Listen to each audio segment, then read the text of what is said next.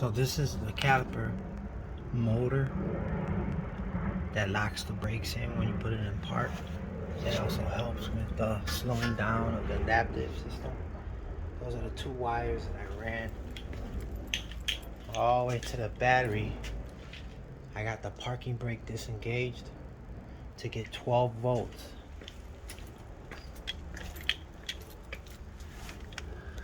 You utilize the 12 volts on those two prongs there. You touch them and the motor will move backwards so you can push the caliper back like this. You touch them. So, let me see if I can put my phone.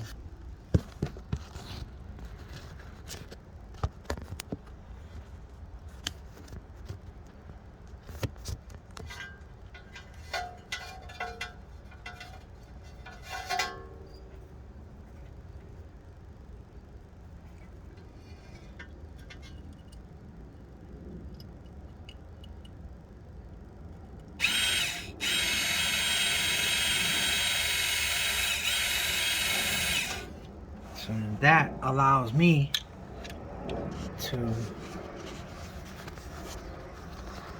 push the caliper in some more.